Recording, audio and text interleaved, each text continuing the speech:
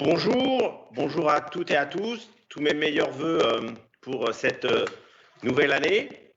Donc j'ouvre la première séance de l'année de notre conseil municipal. En premier lieu, comme vous le savez maintenant et formellement, je vais procéder à l'appel des membres pour m'assurer du quorum. Je vais bien évidemment faire l'appel tout de suite. Donc Laurence Briand. Présente. Jean-Philippe Dupuis. Présent. Daniel Rival.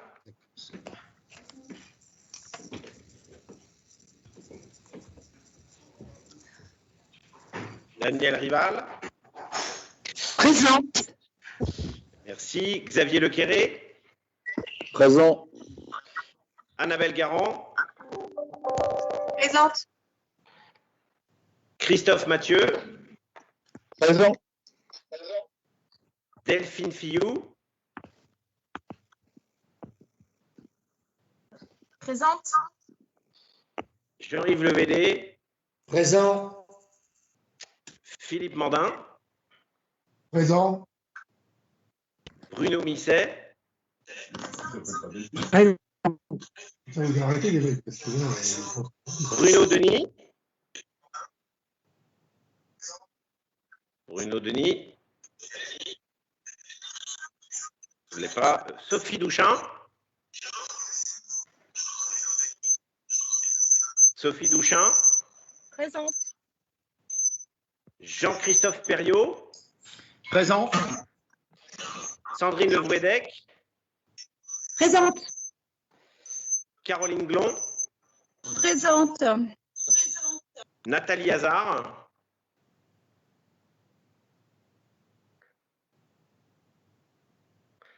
Nathalie Hazard, je la vois. Elle n'a pas branché son micro. Ah, présente. Voilà. Pascal Mabi.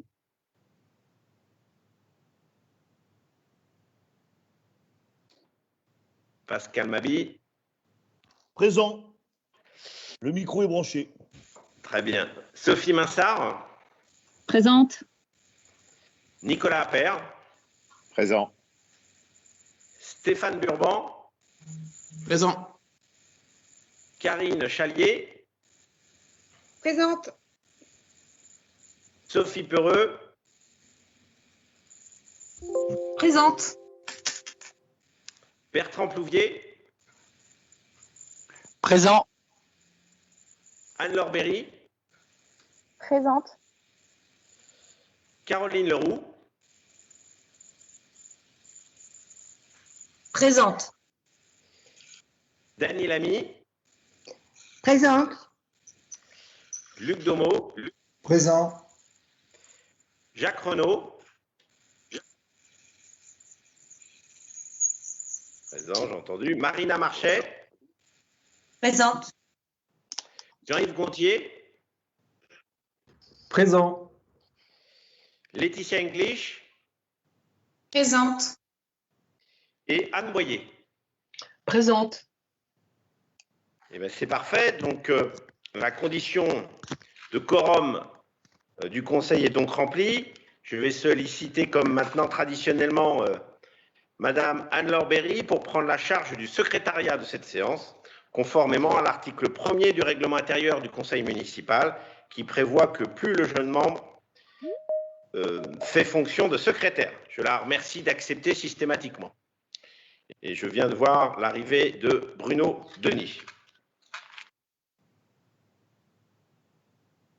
Donc je poursuis en vous proposant, comme aussi traditionnellement, l'approbation du procès verbal de la séance du conseil municipal de l'année dernière, du 18 décembre dernier, qui a donné lieu à relecture préalable et à la prise en compte d'observations. Est-ce qu'il y a d'autres observations en la matière?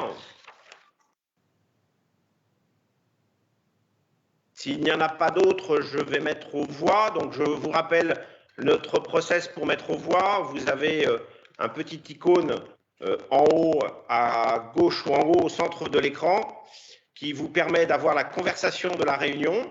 C'est le deuxième petit icône normalement et vous pouvez vous exprimer. En l'occurrence, lorsque vous dites rien, on considère que c'est un accord. Lorsque vous souhaitez exprimer un vote contre, vous marquez contre.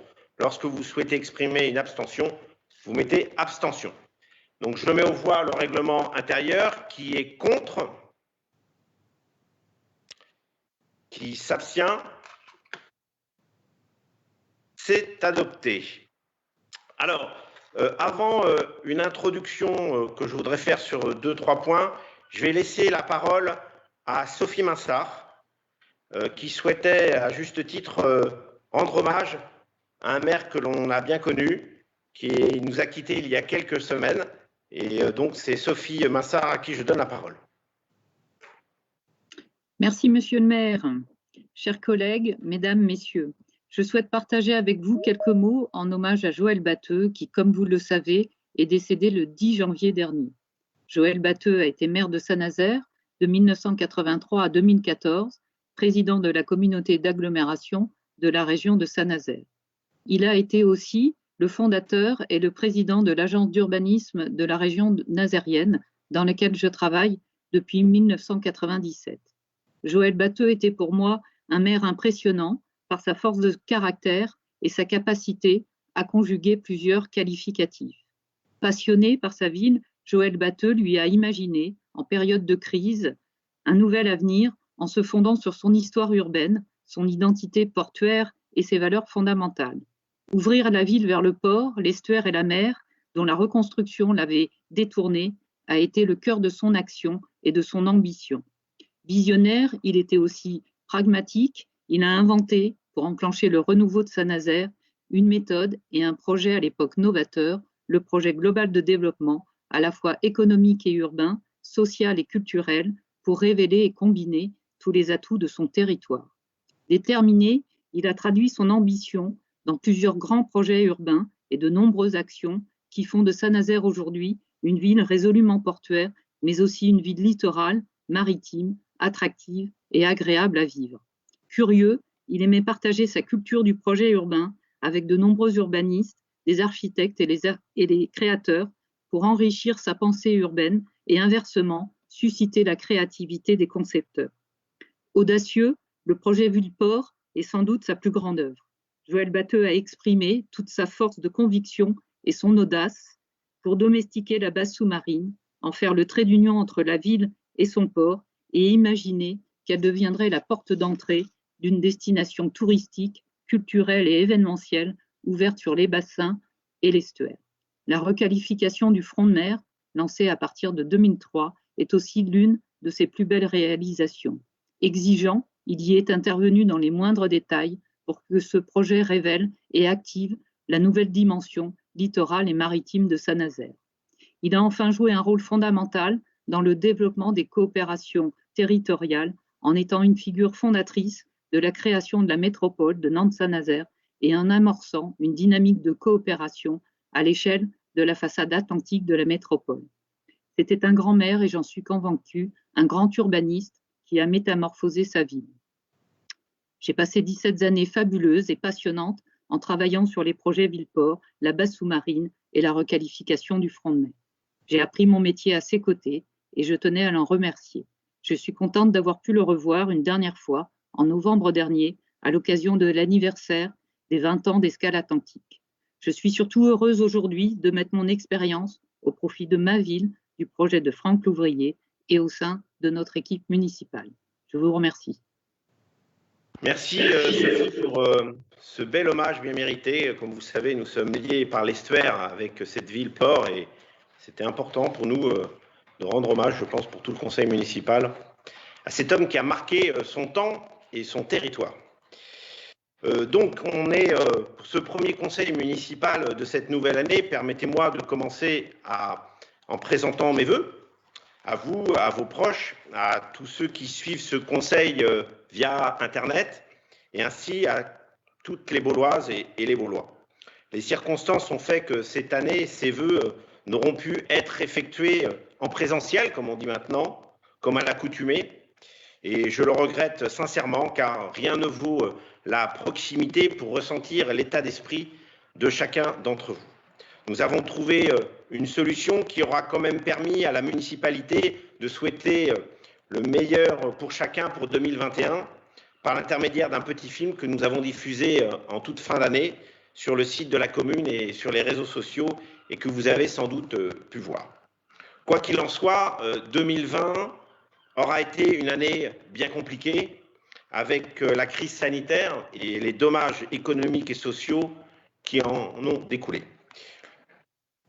L'entame de 2021 est encore porteuse de nombreuses incertitudes, mais nous apporte également des motifs d'espoir, malgré les difficultés. En effet, après l'approbation des premiers vaccins par les autorités sanitaires, la campagne de vaccination contre la Covid-19 a pu débuter simultanément dans de nombreux pays européens, dont la France. Après une première phase à destination des résidents des EHPAD, l'État a poursuivi son action vers nos seniors. Ainsi, 8 centres de vaccination, dont 2 à Nantes, sont ouverts depuis mi-janvier en Loire-Atlantique. Dans cette continuité, j'ai décidé de mobiliser les forces de la ville de La Baule-Escoublac pour que notre commune accueille un centre de vaccination.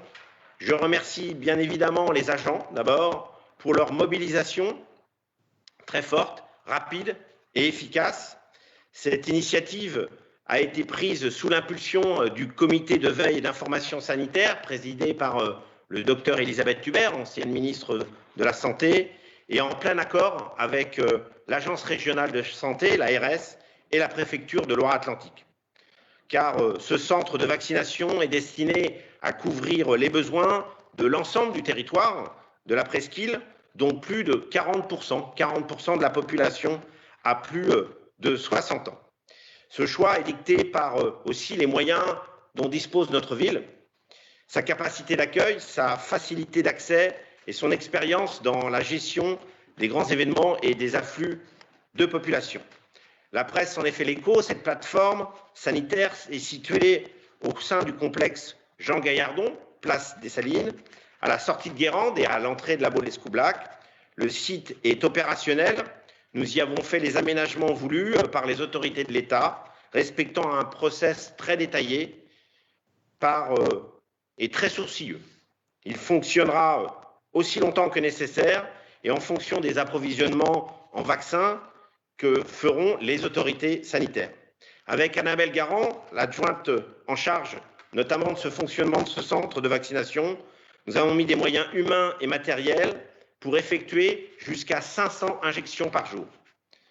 Et afin de permettre un fonctionnement optimum de ce centre, nous avons notamment fait appel au volontariat auprès de tous les professionnels de la santé, et notamment situés en presqu'île, en activité ou en retraite, médecins, pharmaciens, infirmiers, secrétaires médicales.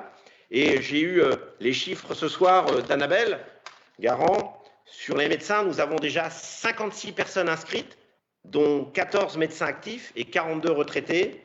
Nous avons 82 infirmières et infirmiers inscrits, 54 infirmiers actifs, 28 retraités. Et en professionnels de santé, nous avons 17 actifs et 10 personnes retraités. Donc vous voyez que la mobilisation est très forte et nous sommes prêts donc à pouvoir démarrer dès que l'approvisionnement en vaccins arrivera sur notre territoire. Plus bien évidemment le nombre de personnels sanitaires sera important, plus il sera possible d'organiser des rotations des soignants et plus de personnes pourront être vaccinées, le tout dans les meilleures conditions de confort et de sécurité. Et puis pour faciliter le plus possible l'accès à un centre de vaccination pour tous ceux qui le souhaitent, la ville de La Baule va mettre en place un service de navette gratuite à destination du site de notre commune.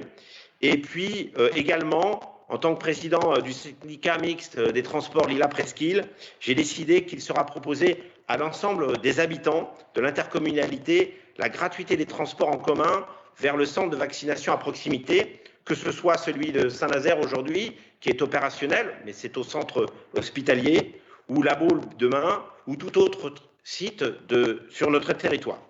Ce service sera possible sur simple présentation du rendez-vous vaccinal et une pièce d'identité. La région a complété bien évidemment l'effort en permettant d'avoir aussi les transports gratuits, notamment via les TER ou autres transports sur le territoire de la région des Pays de la Loire. Avec la mise en place de tout ce dispositif, Il ne s'agit aucunement de faire du prosélytisme pro-vaccin. Chacun, bien évidemment, est libre de ses choix, mais c'est avant tout une responsabilité, une prise de responsabilité politique en tant que maire d'un secteur où une grande partie de la population est considérée comme à risque face à cette pandémie. Comme depuis que nous sommes arrivés à la mairie, tous nos actes dans la gestion de cette crise sont guidés sur le même triptyque: anticiper, protéger, agir. Le vaccin est un enjeu de santé publique tout à fait majeur.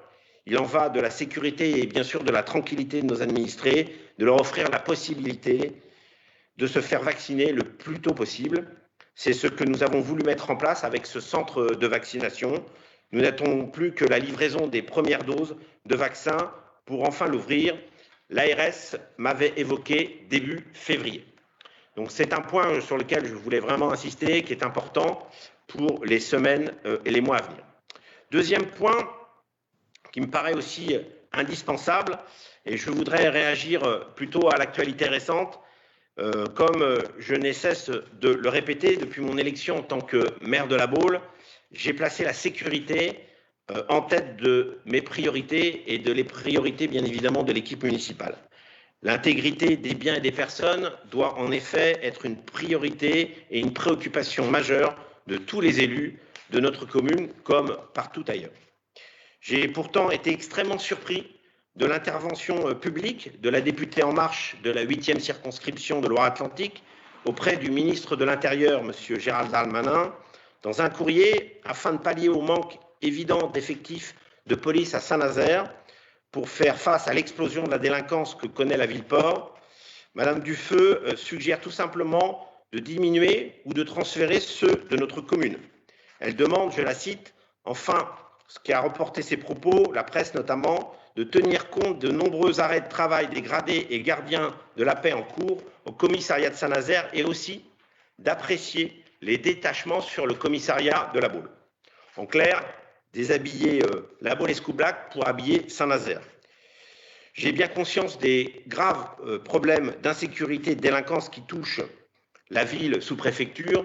Pour preuve, nous avons eu l'occasion l'été dernier, dans un communiqué co-signé avec mes collègues Jean-Claude Pelter et Norbert Samama, respectivement maire de Pornichet et du Pouliguen, d'apporter notre soutien à David Samzin, maire de Saint-Nazaire, qui faisait déjà remarquer à juste titre le manque de moyens policiers dans sa commune. Mais comme je l'avais aussi rappelé à cette occasion, les problématiques entre nos communes sont bien réelles, mais aussi différentes. Les députés En Marche devraient plutôt se demander si le nombre d'arrêts de travail qui semble frapper durement le commissariat de Saint-Nazaire n'est pas le fruit de la grave situation délictuelle qui touche la ville.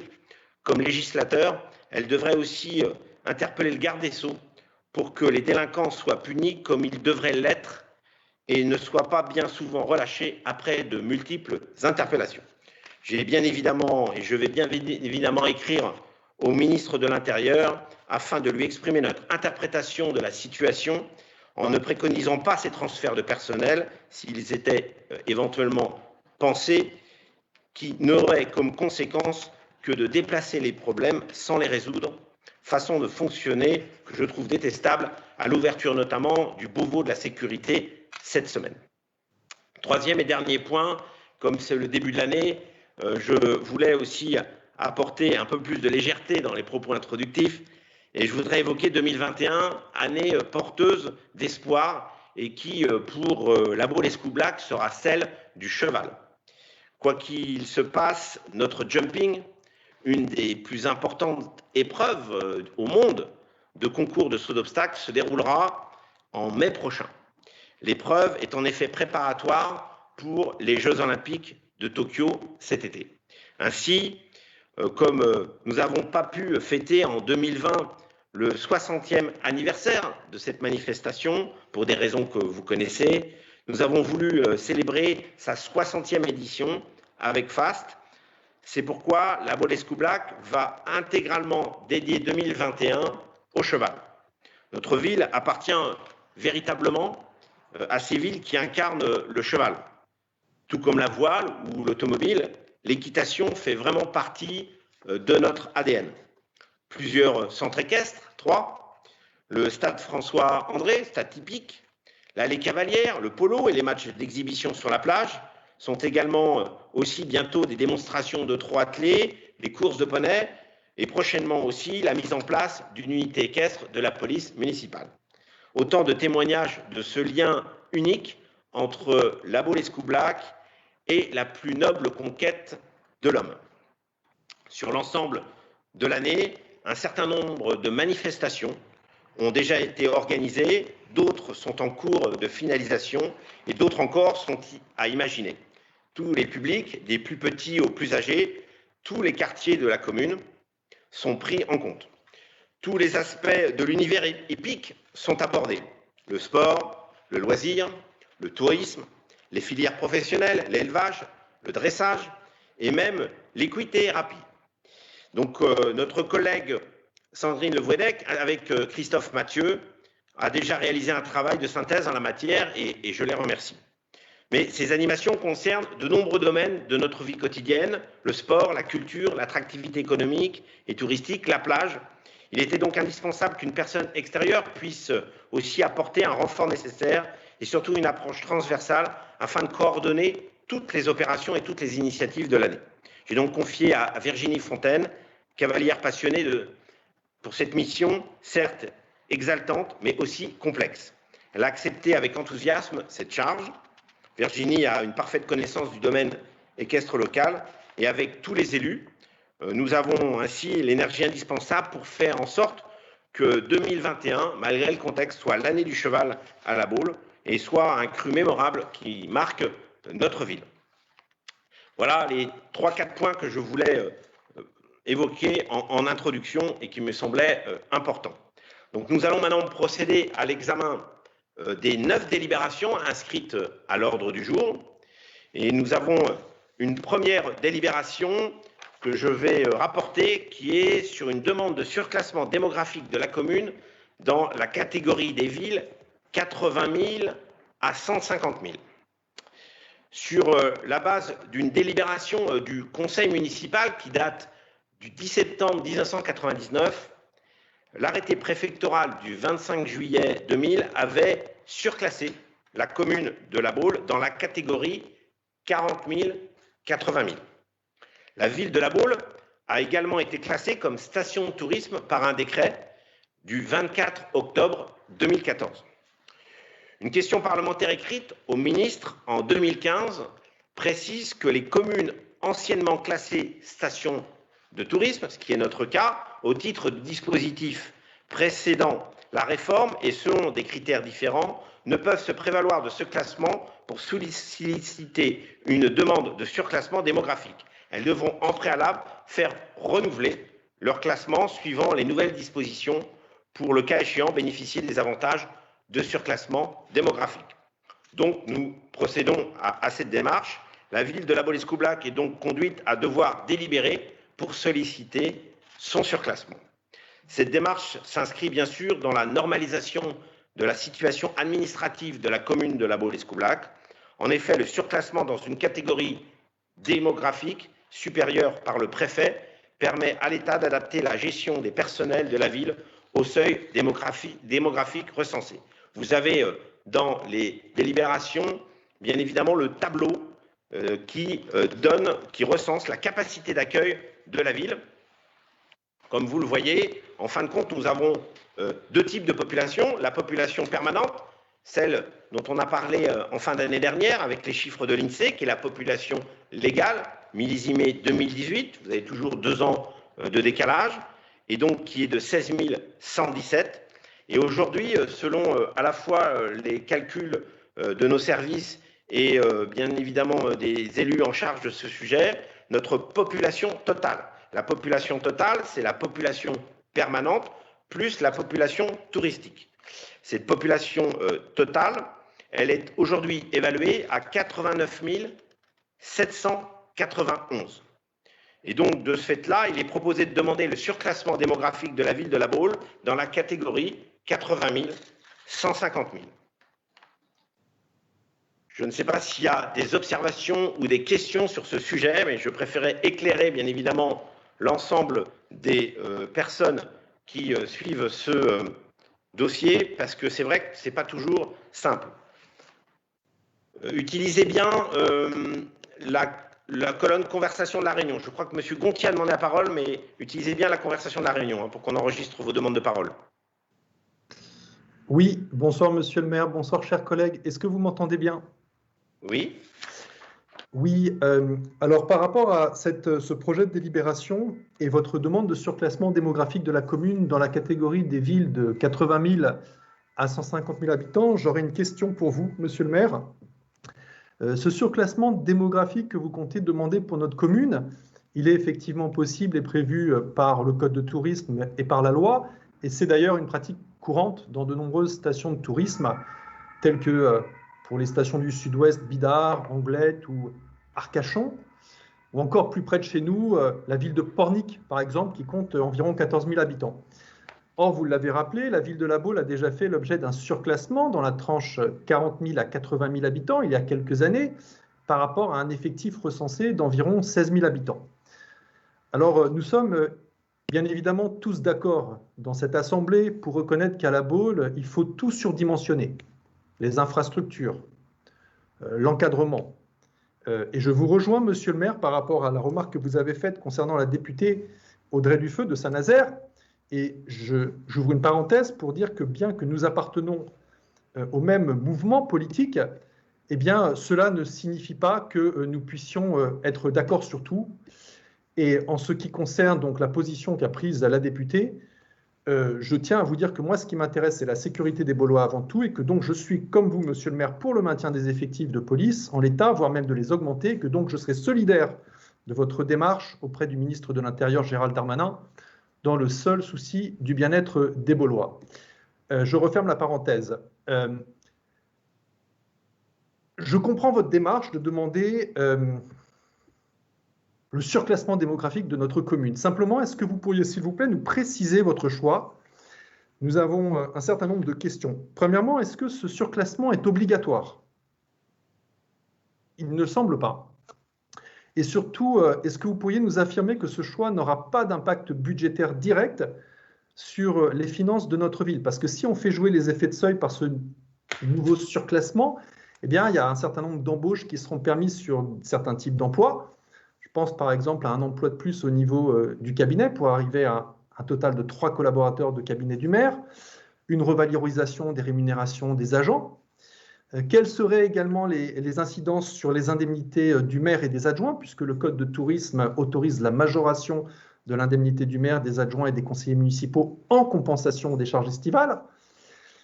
Est-ce que nous pourrons bénéficier automatiquement et mécaniquement d'une augmentation de la DGF, la dotation globale de fonctionnement? Il ne semble pas, il y a eu une question au gouvernement dans ce sens en 2012. On pourrait toujours, me semble-t-il, essayer de la demander, mais je ne pense pas que ce soit réaliste. D'autres communes seraient certainement tentées de faire de même, et la Baule n'entre pas dans la catégorie des plus nécessiteux. Voilà. Qu'en pensez-vous, Monsieur le maire? Pensez-vous que cette initiative va aboutir? Autrement dit, quels sont les avantages? Qu'est-ce que ça va coûter? Qu'est-ce que ça va rapporter? Parce qu'on a le sentiment que ça va coûter en termes de charges et que ça risque de s'ajouter à un endettement qui est déjà important. Merci, Monsieur Gontier. Merci pour votre éclaircissement quant aux effectifs de police. Étant donné que la députée était venue vous soutenir pendant la campagne, c'est bien que vous ayez un discours très limpide en la matière et à son endroit. Sur le surclassement, soyons très clairs. D'abord, ce n'est pas une obligation. Mais il est normal qu'une ville soit reconnue par rapport à sa capacité aujourd'hui du nombre de personnes qu'elle accueille. Et donc aujourd'hui, le surclassement, il est fait par rapport au comptage qu'on a pu faire. On a franchi la barre des 80 000 allègrement. On verra ce que décidera la préfecture, parce que comme vous savez, nous sommes obligés de délibérer avant d'avoir l'accord définitif de la préfecture. Donc c'est la raison pour laquelle je souhaitais qu'on délibère ce soir sur ce sujet. Alors malheureusement, ou heureusement, il n'y a ni d'incidence budgétaire, ni d'incidence sur les rémunérations, ni d'incidence sur la DGF. Donc vous voyez, c'est dommage, mais on aurait pu espérer peut-être avoir un petit peu plus d'argent de l'État, ce n'est pas le cas. On aurait pu espérer peut-être avoir un peu plus de moyens pour recruter certains collaborateurs, ce n'est pas le cas non plus. Et on aurait pu espérer avoir peut-être augmenté les rémunérations de certains de nos collaborateurs, ce n'est pas le cas non plus. Ce qui fait notre surclassement en matière financière aujourd'hui, c'est notre classement de stations touristiques. c'est cet élément-là qui rentre en ligne de compte dans la dotation, mais pas malheureusement les surclassements, qu'ils soient de 15 000 à 50 000 ou qu'ils soient de 50 000 à 150 000, quel que soit le surclassement. Donc, vous voyez, c'est très clair et très limpide, mais c'est vrai que c'est des questions qu'on s'est posées nous aussi avant de proposer cette délibération. Est-ce qu'il y a d'autres questions en la matière? Monsieur le maire. Je vous en prie. Est-ce qu'il y a d'autres questions en la matière? Pas d'autres questions, donc je vais me permettre de mettre aux voix. Est-ce qu'il y a des oppositions? Des abstentions? C'est adopté. Alors, la deuxième délibération, c'est un sujet qui nous est cher, comme vous le savez, comme nous avons décidé en fin d'année dernière, qui est celui de l'acquisition de la maison médicale située au 23 avenue du Bois d'Amour. Donc, je vais laisser la parole à notre collègue Daniel Rival. Merci, monsieur le maire. Bonsoir à toutes et à toutes. Tous mes voeux, moi aussi, pour 2021. Donc, comme le disait monsieur le maire, c'est vrai que cette acquisition est très importante pour l'équipe municipale et pour tous les Baulois, je crois. Lors du dernier précédent conseil municipal, il y avait eu l'intention d'acter que la commune se porte acquéreur de la maison médicale située au 23 avenue du Bois d'Amour, à La Baule, dans l'objectif de maintenir sur site une offre de soins nécessaires aux besoins de la population. C'est dans ce contexte qu'à réception de la déclaration d'aliénés, la DIA, mi-décembre, la commune a proposé à l'acquéreur pressenti, la société Presqu'île Investissement, de se substituer à elle dans cette acquisition. L'acquéreur ayant accepté de se rétracter au profit de la commune, il n'est pas nécessaire de mettre en œuvre une procédure de préemption. La substitution d'acquéreur s'opère selon les conditions de la promesse de vente initiale, signée le 4 juin 2020 entre le vendeur, la SCI Maison Médicale du Bois d'Amour et la société Presqu'île Investissement, au prix de 1,3 million avec date de réitération au 31 juillet 2021. Seule la commission intermédiaire due à l'agence Blo Immobilier est diminuée de 5 000 €, passant de 78 000 € à 73 000 €. Dans ces conditions, nous vous proposons d'approuver l'acquisition de la propriété située au 23 avenue du Bois d'Amour au prix de 1,3 million €, conformément à l'estimation des domaines, auxquels s'ajoute la commission d'agence et les frais d'acte à la charge de la commune. Voilà, monsieur le maire, je vous remercie. Merci, madame Rival. Merci. Et puis, merci aussi à la société Presqu'île Investissement pour leur engagement dans cet accord, parce que c'était important qu'on puisse faire ça, les choses, de façon efficace et vite. Je ne sais pas s'il y a des observations particulières ou des remarques particulières en la matière. Je crois que Daniel Ami demande la parole. Oui, merci monsieur le maire. Bonsoir chers collègues. Lors du dernier conseil, monsieur le maire, vous aviez un peu plaisanté en me taxant de mettre la charrue avant les bœufs et je suis ravie de voir que la classe se met en route. Donc, comme j'ai eu le plaisir pendant le conseil d'administration du CCAS d'entendre quelques détails concernant l'implantation des médecins, lesquels, sous quel statut, les différents corps, les différentes professions médicales qui seraient représentées, est-ce que vous pouvez nous le repréciser pour que tout le monde ait la même information? Je vous remercie. Bon, écoutez, je peux apporter quelques éléments en tant que président du CCAS, et puis Annabelle Garand aussi pourra éventuellement compléter, parce que c'est elle qui, entre autres, aussi s'occupe de ce sujet. Notre objectif, bien évidemment, c'est de pouvoir répondre à la demande médicale sur notre territoire. La demande médicale, elle est d'abord, bien sûr, en priorité des médecins généralistes, parce que, comme vous savez, nous devons avoir des médecins référents, et aujourd'hui, quand vous êtes un nouvel arrivant à La Baule, vous ne pouvez pas obtenir facilement un médecin référent, un médecin généraliste. Donc ça, c'est le premier objectif. Et puis, sans doute, quelques spécialistes, on est en train de regarder ça. Donc d'abord, on va rencontrer avec Annabelle Garand le Conseil de l'ordre départemental pour savoir quelles sont les demandes et quel est le marché en l'occurrence. Et puis, on regardera aussi quels sont les spécialistes éventuellement qu'on pourrait y installer. À peu près en tout une dizaine de praticiens. C'est sûr qu'on a besoin de radiologues, par exemple. Et nous sommes très préoccupés par l'absence aujourd'hui de cabinet de radiologie. Donc voilà, donc c'est un peu le contexte du moment. Je ne sais pas si Annabelle Garand veut rajouter quelques éléments là-dessus. Pour l'instant, on avance pas à pas, comme vous dites, et on évite de mettre la charrue avant les bœufs, et c'est très bien. Annabelle. Merci, monsieur le maire. Merci, monsieur le maire. Bonsoir à tous.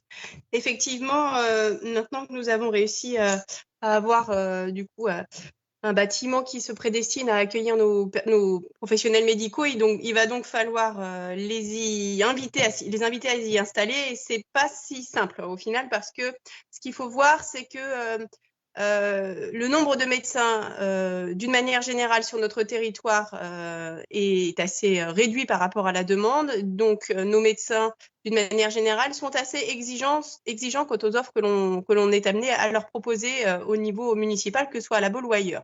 Donc, il va nous falloir être attractifs. Pour cela, on va prendre le temps de bien faire les choses, et on va effectivement d'abord commencer par rencontrer l'ordre, qui est l'interlocuteur privilégié pour nous mettre en relation avec les médecins. Nous allons travailler également avec l'ARS, car les médecins sont des professionnels qui, comme beaucoup, aiment travailler, certes, de manière autonome et indépendante, mais malgré tout en groupe. Ça s'appelle la pratique de la médecine coordonnée, et ça se met en place notamment via l'ARS, et ça prend du temps de trouver des professionnels qui souhaitent travailler les uns avec les autres. Cela dit, en parallèle de ça, nous avons des professionnels qui sont proches de la retraite, qui nous ont déjà sollicités et que nous avons entendus, qui sont prêts également à nous aider à faire la transition avec de jeunes praticiens. Et l'objectif pour ce cabinet-là est très clair, c'est ce qu'on appelle en raccourci de la proximologie, c'est-à-dire vraiment des soins de proximité, en priorité des généralistes et des spécialistes qui nous manquent cruellement sur la presqu'île. On pourrait en énumérer beaucoup. Nous espérons pouvoir mener à l'échelle de la Baule, voire de Cap-Atlantique, des projets complémentaires pour doter le territoire de spécialistes en complément de ce petit cabinet. Dès qu'on aura des avancées plus concrètes, on ne manquera pas de vous faire des points réguliers au niveau du conseil. Voilà, je vous remercie. Merci Annabelle Garand. Vous voyez qu'Annabelle est en relation quotidienne avec l'Agence régionale de santé sur plusieurs dossiers. C'est son interlocuteur privilégié en ce moment. Merci beaucoup. Donc, écoutez, je ne sais pas s'il y a des observations, d'autres observations en la matière. Mais c'est un projet, bien évidemment, qu'on va suivre avec beaucoup d'attention. Donc, je vais me permettre de mettre aux voix. Donc, est-ce qu'il y a des votes contre? Des abstentions?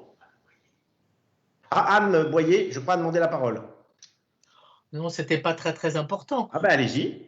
C'était juste pour préciser que je me réjouis que tout ceci se mette en place, puisque finalement, au fur et à mesure, beaucoup de projets que nous avions sont mis en place. Donc, en particulier, évidemment, cette maison médicale qui correspond à un énorme besoin des Baulois et des Bauloises. D'abord parce qu'il y a des jeunes qui s'installent, qui ont besoin de médecins référents, qui n'en trouvent pas.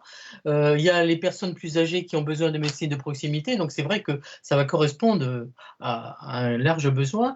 Et c'est vrai que l'appel à des médecins proches de la retraite, ou soit juste retraités, soit juste avant, c'est quelque chose d'important pour faire finalement la continuité des soins, qui est aussi quelque chose d'important sur une commune comme la nôtre. Des personnes sont habituées à être suivies, et donc la jonction, et c'est vrai que c'est difficile de faire venir des jeunes médecins, bon, même si on va leur offrir presque un pont d'or, mais presque toutes les communes essayent d'offrir des ponts d'or, donc il faut faire encore plus, hein, et j'ai l'espoir que oui, ce sera bien, ce sera encore plus. Donc, merci pour mettre en place ce projet de façon tellement volontaire.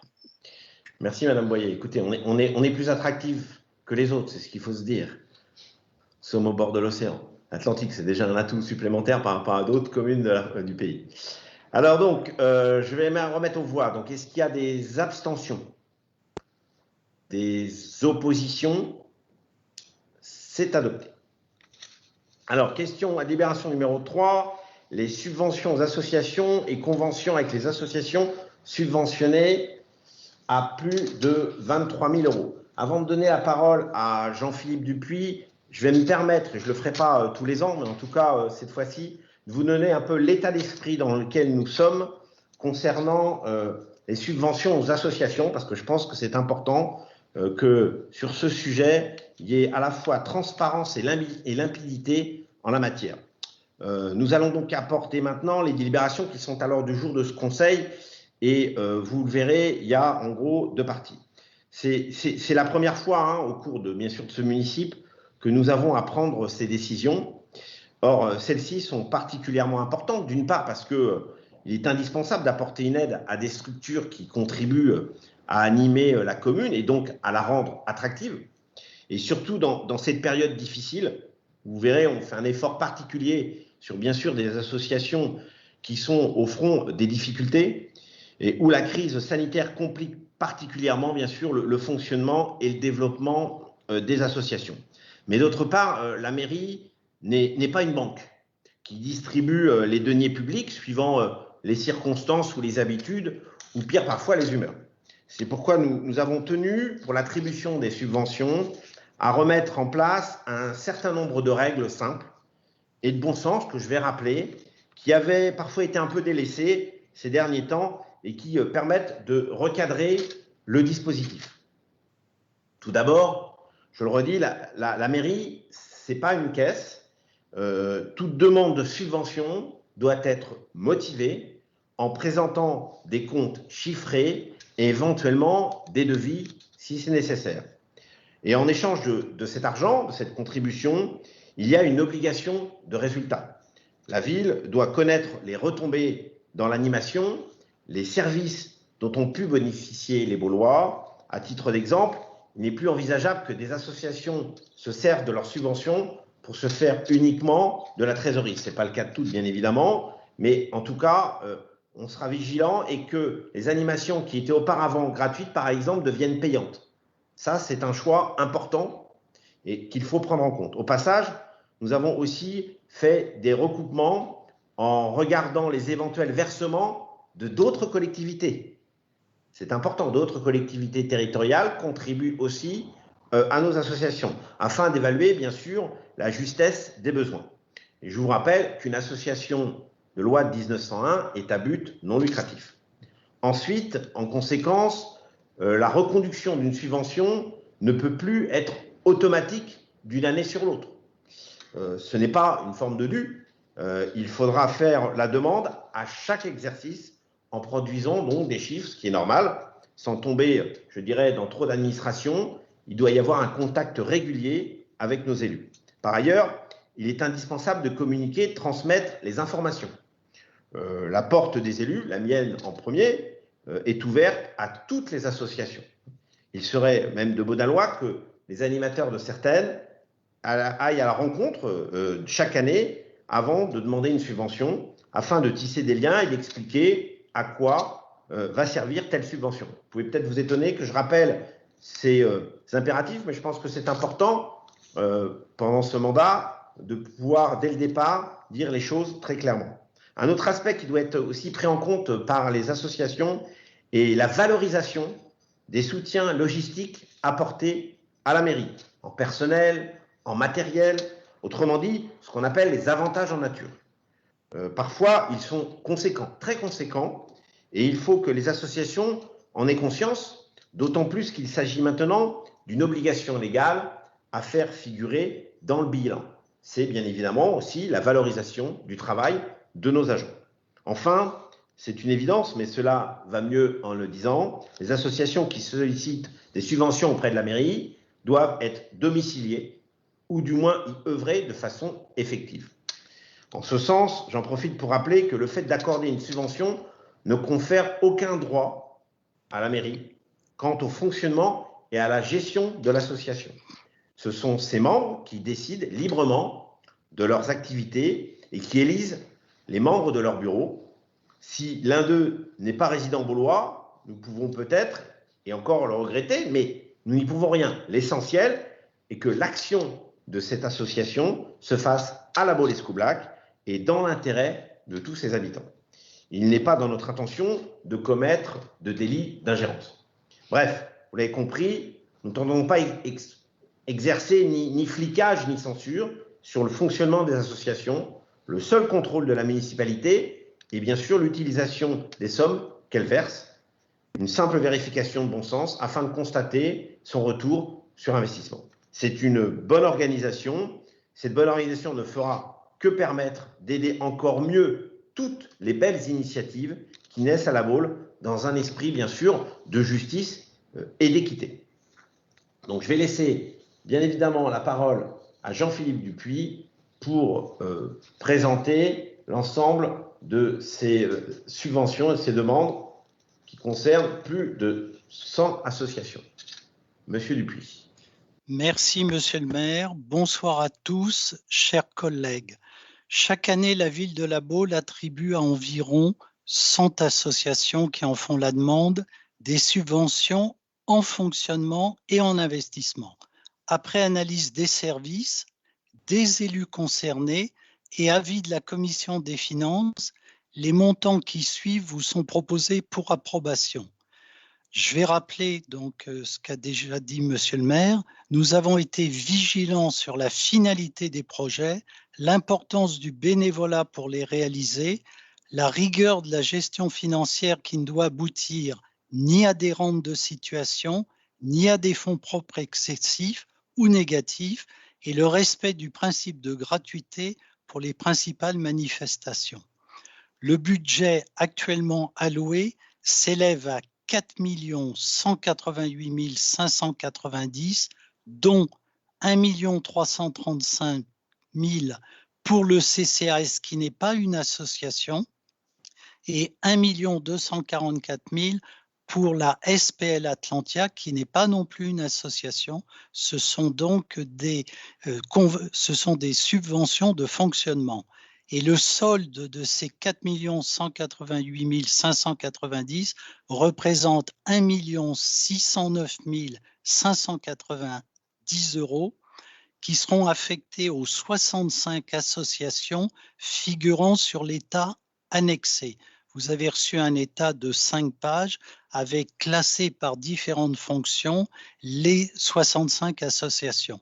Je vous rappellerai que ces 65 associations en 2019 avaient touché un ensemble d'avantages en nature de la part de la mairie, soit sous forme de prêt de matériel, soit sous forme de mise à disposition d'agents, représentant 959 000 €, c'est-à-dire presque 1 million d'euros.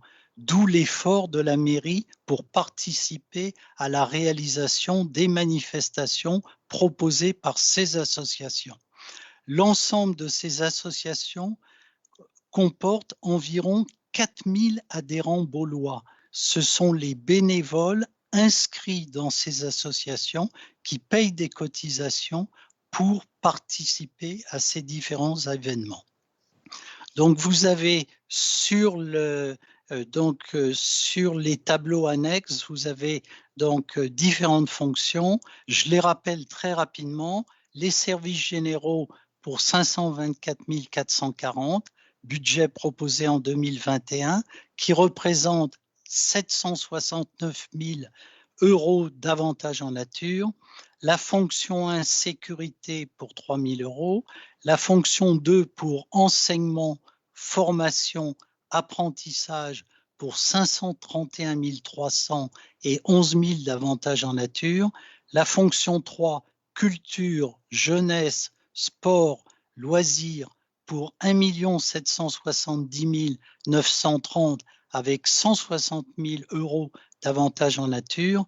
Et enfin, la fonction 3, culture, jeunesse, sport, loisirs, ça c'est fait. Et la fonction 4, santé, pour 1 358 920 pour 19 000 € d'avantages en nature. Donc l'ensemble, je vous rappelle, représente tout de même 4 188 590. C'est cette somme qui est mise donc au vote ce soir. Par ailleurs, il y a une deuxième partie dans cette délibération. La réglementation impose aux collectivités de conclure des conventions avec les organismes qui bénéficient de subventions de plus de 23 000 €. Donc, vous avez un tableau qui figure derrière la délib avec le nom de ces 8 associations. Compte tenu des montants proposés, donc, il faudra conclure des conventions avec ces 8 organismes de droit privé qui figurent sur le projet de délibération. Le total cumulé de ces subventions s'élève à 835 000 €. Il est précisé pour la forme que tout élu faisant partie des organes de direction d'une association concernée par cette liste est invité à se faire connaître, à s'abstenir de participer au débat concernant son association et de ne pas prendre part au vote pour l'adoption de l'ensemble des subventions figurant sur l'état annexé. Je vous rends la parole, Monsieur le maire. Merci.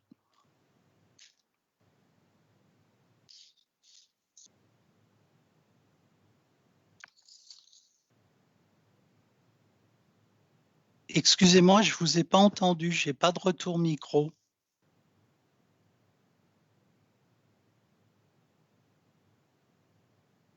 Merci, Monsieur Dupuis. Merci pour ces explications très détaillées. Je donne la parole à Madame Boyer.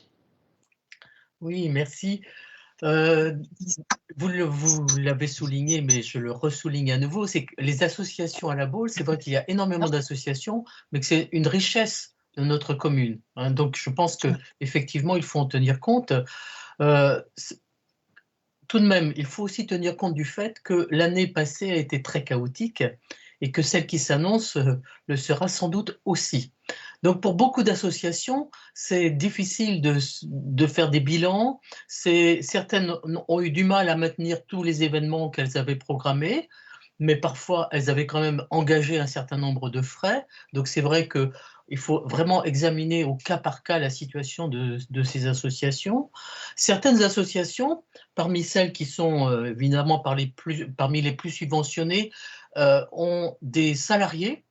Et les situations d'associations qui ont des salariés sont extrêmement particulières parce que, d'une part, même s'il y a eu des aides de l'État pour des chômages partiels ou des situations de ce genre, ça ne remplit pas tout. Donc effectivement, il y a quand même un certain nombre de dépenses qui étaient incompressibles. Et par ailleurs, même si ça peut sembler a priori un petit peu bizarre, ce sont des associations qui sont obligées d'avoir une réserve financière parce que c'est une obligation légale. Hein, pour faire face au départ en retraite ou au départ d'autres salariés. Donc c'est vrai que, bien sûr, alors à chaque fois, je pense que la plupart des associations bauloises sont dirigées par des gens raisonnables et qui font des choses raisonnables. Et il faut y veiller. Et c'est vrai que c'est le contact entre les élus, entre vous, Monsieur le maire, et ces associations qui font que finalement on comprenne un petit peu mieux les choses et que quelquefois aussi, il faut bien sûr ramener aussi à des choses un petit peu plus appropriées, parce qu'il y a effectivement, bon, dans les jours heureux, en quelque sorte, quand il n'y a pas trop de problèmes financiers, on se lance dans des... Donc, je pense qu'il faut faire attention à tout ça. Donc, ce que je voulais dire, c'est que nous sommes peut-être dans une situation un petit peu intermédiaire, où il y a certaines associations qui, finalement, prises par la situation actuelle, n'ont même pas pensé à faire leur demande de subvention parce qu'on ne savait pas trop où on allait. Il y en a d'autres qui, finalement, ont eu du mal aussi à faire le point sur ce qui avait été dépensé l'année dernière et ce qui va peut-être être engagé l'année prochaine. Donc, je vous fais confiance et nous en avons discuté en commission finance avec M. Dupuis et je pense que c'était parfaitement clair. Il faut être aussi à l'écoute des associations qui peut-être certaines vont tout d'un coup se dire « Ah mais j'ai besoin de finances et je n'y avais pas pensé ». Peut-être aussi qu'au fur et à mesure que l'année va s'avancer, j'espère que la situation sanitaire s'éclaircira et que du coup des événements pourront être programmés. Donc il faut, mais je pense que vous l'avez prévu, un budget suffisamment large pour qu'au fur et à mesure de l'année, les associations puissent venir vous voir, puissent faire des points avec vous et éventuellement demander une subvention supplémentaire ou une subvention qu'elles n'avaient pas demandée. Hein.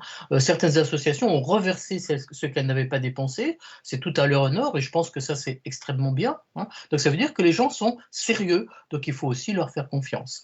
Donc je serai moi personnellement très à l'écoute évidemment des associations et je les engagerai à aller vous voir si besoin. Voilà, merci. Merci, Madame Boyer. Delphine Fillou. Oui, merci Monsieur le maire.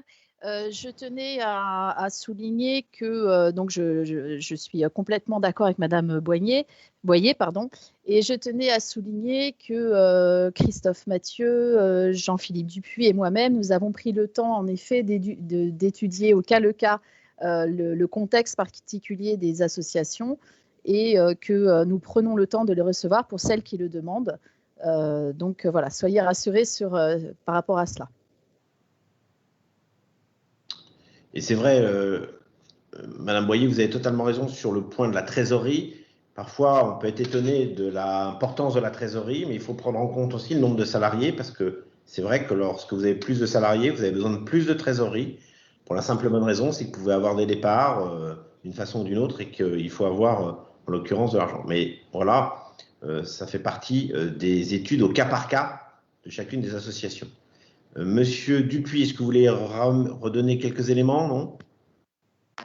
Oui, absolument, Monsieur le maire. Donc, pour répondre à Anne, effectivement, par rapport au budget primitif qui a été voté, il a été voté donc une somme de 4 800 000. Donc, nous avons effectivement la disponibilité de faire des DM pour environ 580 000 vers des associations qui sont susceptibles de venir encore déposer des dossiers, et donc on pourrait repasser des délibérations au conseil municipal si on jugeait que ces subventions nécessitent d'être aidées par la mairie. Et pour compléter votre information, je crois qu'on a augmenté de 20% les associations qui s'occupaient de personnes en difficulté. Absolument, Monsieur le maire. Voilà, merci. Est-ce qu'il y a d'autres interventions ou d'autres remarques que vous voudriez apporter? Je ne vois pas de demande de parole particulière, donc je vous propose de délibérer. Donc, est-ce qu'il y a des votes contre? Est-ce qu'il y a des abstentions? C'est adopté. Quatrième délibération, la réhabilitation énergétique de l'hôtel de ville. C'est un sujet qui commence à être préoccupant, même si ce n'est pas le sujet principal, c'est un sujet important. Oui, monsieur le maire, vous m'excusez, mais je vais repasser dans mon bureau parce que j'ai une coupure de façon à pouvoir reprendre la suite des deux délibérations qui me restent à faire. Je vous demande 2 minutes pour que je rejoigne mon bureau. Merci. Bon. Ben écoutez, on va essayer d'organiser les choses. Est-ce que vous voyez un inconvénient à ce que je passe à la délibération numéro 6? Comme ça me permettra de redonner la parole ensuite à Jean-Philippe Dupuis lorsqu'il reviendra sur son bureau. La délibération numéro 6, c'est l'évolution statutaire du parc naturel régional de Brière. Comme vous savez, je suis vice-président et il est tous les 3 ans décidé de reparticiper à la contribution, de vérifier la contribution. C'était de 1 € par habitant et nous devons passer à 1,05 pour 2021 et 1,10 pour 2022. Mais je vais laisser la parole à Bertrand Plouvier sur ce sujet. Merci, monsieur le maire. Mes chers collègues, le parc de Brière, comme l'a rappelé monsieur le maire, est soutenu fortement par la région et soutenu par les 21 communes qui le composent. Il est l'un des 56 parcs naturels régionaux de France. Et avec ses 56 500 hectares et les 21 communes, c'est plus de 80 000 habitants qui habitent sur le territoire du parc.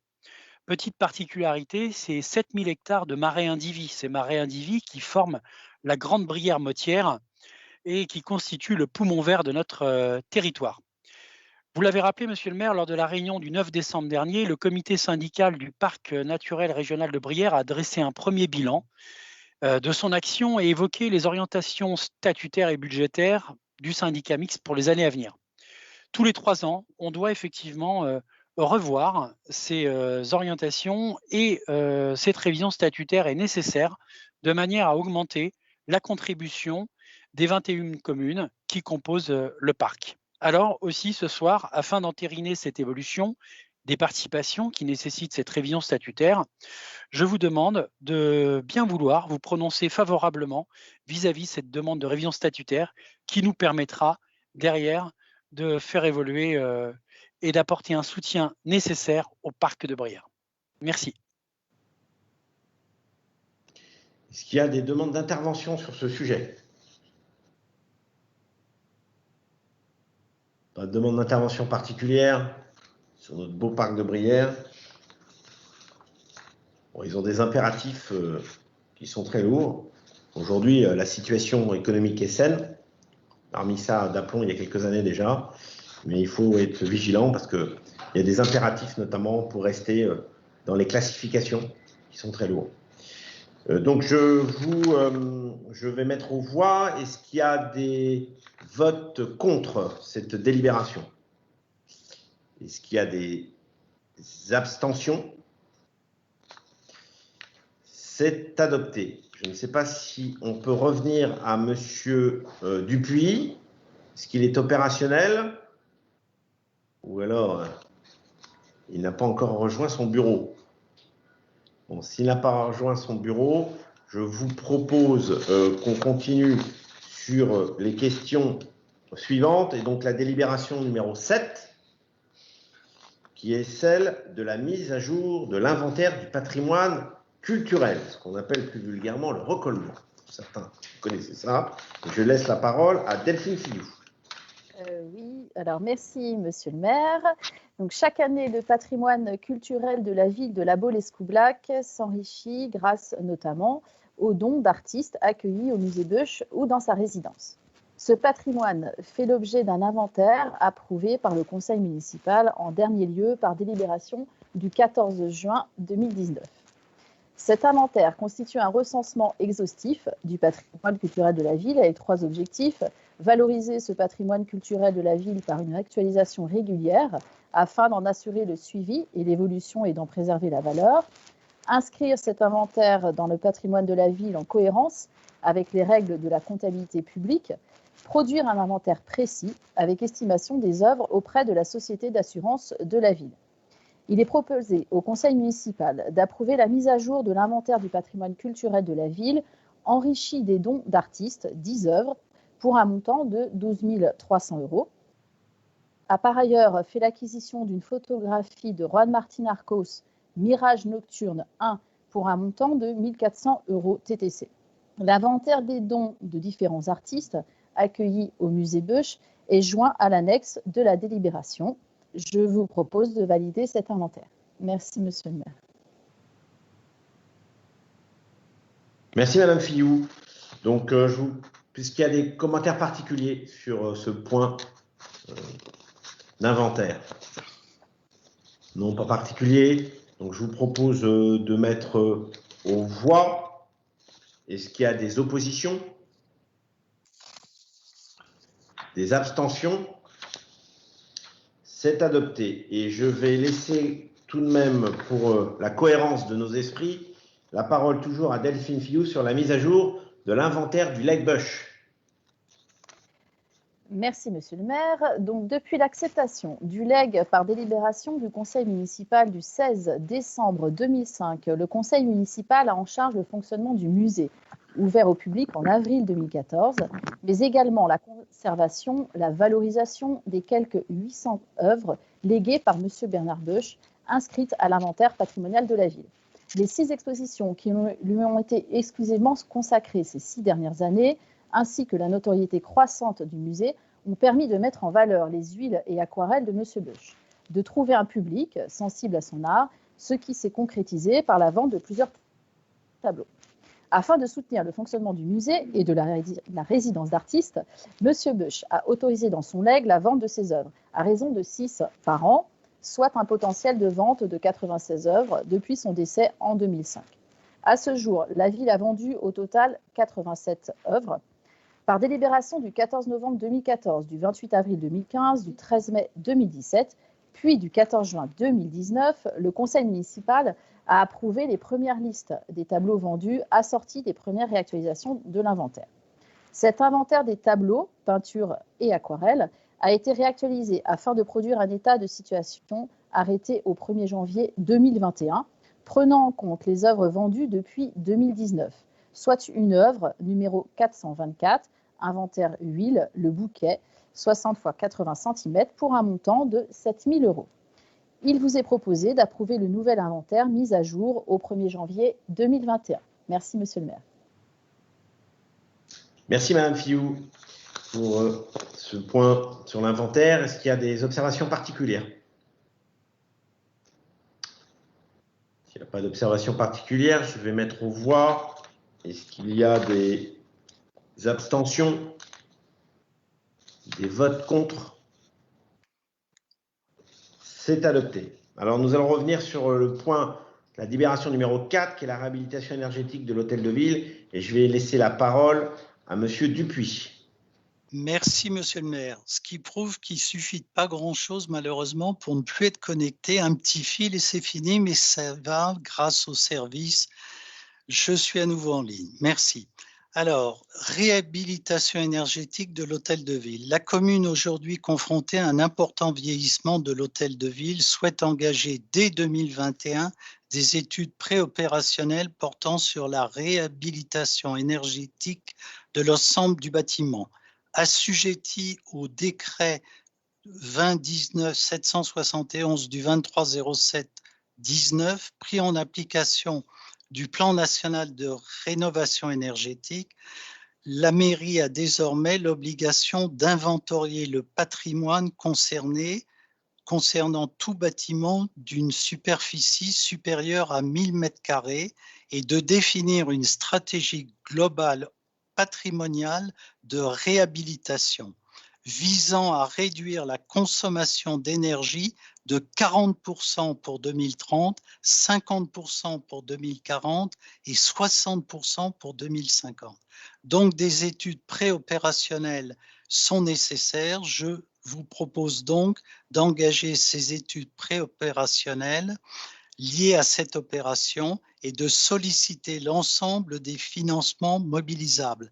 À titre d'information, une ligne budgétaire a été prévue sur le budget 2021 de 50 000 € et un report d'une ligne du budget de 2021 existe de 40 000 €, ce qui porte la possibilité d'engager 90 000 € d'études préopérationnelles. Merci, Monsieur le maire. Merci, Monsieur Dupuis. Ben oui, avant de faire des travaux, il faut déjà faire des études. Est-ce qu'il y a des observations particulières? Monsieur Gontier. Oui, juste une observation sur cette délibération qui propose la réhabilitation énergétique de l'hôtel de ville, qui me paraît bien évidemment indispensable, ne serait-ce que pour le confort du personnel. L'hôtel de ville est une passoire thermique, c'est un gouffre énergétique. C'est pas bon non plus pour l'écologie. Donc, je pense que cette délibération éco-responsable et éco-citoyenne est une bonne chose. J'y souscris pleinement et mon groupe aussi. Merci, Monsieur Gontier. C'est une surprise quand je suis arrivé ici, dans cette mairie. Les services m'ont expliqué qu'il y avait à peu près 10 millions d'euros de travaux de rénovation de ce bâtiment. Donc, voilà. Donc, je vais mettre aux voix s'il n'y a pas d'autres observations particulières. Est-ce qu'il y a des votes contre? Des abstentions? C'est adopté. Alors, nous allons laisser la parole à Monsieur Dupuis pour la délibération numéro 5, qui est l'approbation de l'attribution de compensation d'investissement provisoire pour 2021. Enfin, c'est les accords que l'on a entre la commune et Cap Atlantique. Merci, Monsieur le maire. Effectivement, plutôt que de faire des compensations systématiques, il est prévu une attribution de compensation annuelle qui permet de fixer la différence entre les crédits et les débits entre Cap Atlantique et la Baule. Cette année, il est proposé cette compensation d'investissement provisoire pour un montant de 254 715 €. À titre de rappel, au cours du précédent conseil municipal, on avait voté la délibération finale pour 2020 qui était de 211 519. La différence entre les deux, c'est une baisse de recettes de la part de la Baule par rapport aux dépenses de Cap Atlantique. Donc là, on aura à payer un peu plus sur cette compensation d'investissement. Merci, Monsieur le maire. Merci, Monsieur Lepuy. Est-ce qu'il y a des observations particulières sur ce sujet?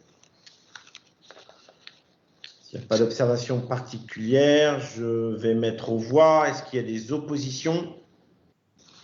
Des abstentions?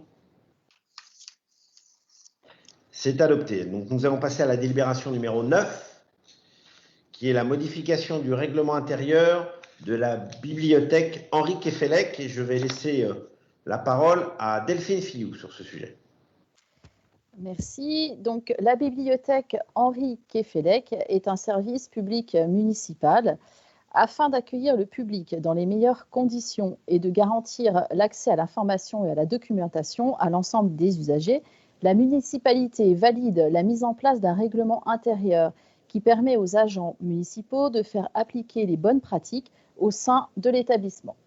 La modification du règlement intérieur est nécessaire pour intégrer le développement d'un nouveau service de prêt et de consultation numérique, ainsi que pour assurer la conformité du fonctionnement de la bibliothèque avec la réglementation RGPD, le règlement général sur la protection des données. Je vous propose de valider ce nouveau règlement. Merci, Monsieur le maire. Merci, Madame Fillou. Est-ce qu'il y a des observations particulières sur cette modification de la réglementation intérieure? Il n'y en a pas. Je me propose de mettre aux voix. Est-ce qu'il y a des oppositions? Des abstentions? La délibération est adoptée.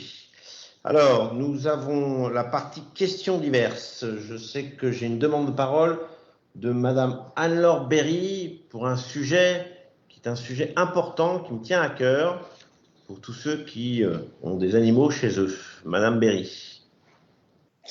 Merci, Monsieur le maire, mes chers collègues. Ces dernières années, les conditions de vie des animaux se sont considérablement améliorées. Le bien-être de l'animal est au cœur des préoccupations de son propriétaire et lentement, sa fonction a changé. D'utilitaire, il est devenu animal de compagnie et concourt désormais à la qualité de vie des hommes. Il fait maintenant partie intégrante de la cellule familiale. Toutefois, si les conditions de vie de l'animal se sont améliorées, rien n'est véritablement prévu après leur disparition. Pourtant, la perte d'un animal de compagnie est une épreuve difficile qui laisse un immense vide. Donner une sépulture à son animal est une bonne manière de se recueillir dans un lieu dédié, d'entretenir son souvenir et de lui rendre hommage. Les cimetières animaliers ne cessent de se développer dans les communes françaises depuis la création du cimetière aux chiens en 1898 à Asnières. Il en existe désormais une trentaine sur le territoire. Or, actuellement, il n'y en a aucun en Loire-Atlantique. Répondant à un besoin plusieurs fois exprimé par les habitants, nous étudions actuellement la possibilité d'implanter un cimetière pour animaux sur la commune de La Baule-Escoublac. Plusieurs terrains ont d'ores et déjà retenu notre intérêt. Nous examinons avec attention leurs caractéristiques car des normes sanitaires strictes nous sont imposées. Avec pour objectif une ouverture au premier semestre 2022, nous souhaitons proposer aux Bauloises et aux Baulois, ainsi qu'aux habitants de la presqu'île, un lieu de repos pour leur animal de compagnie. Merci, Monsieur le maire. Merci, merci Anne-Laure pour cette intervention. J'ai une demande d'intervention d'Anne Boyer. Oui, merci.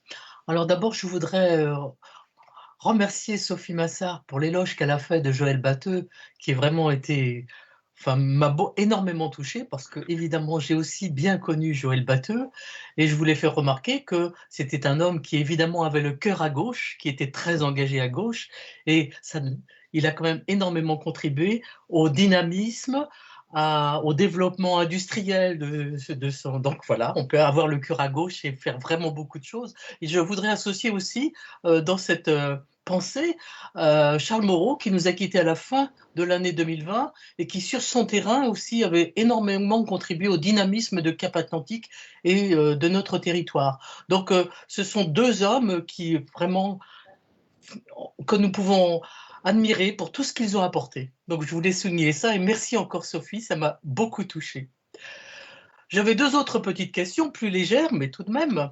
Alors, certains Baulois et Bauloises m'ont fait remarquer que le Remblai côté Pornichet, je parle toujours du Remblai, bon, boulevard de mer si l'on veut, mais je ne sais pas ce qu'il en est à Pornichet. Et limité à 30 à l'heure, parce que je pense qu'il y a un gros effort de limitation de la vitesse d'une manière générale sur la commune de Pornichet.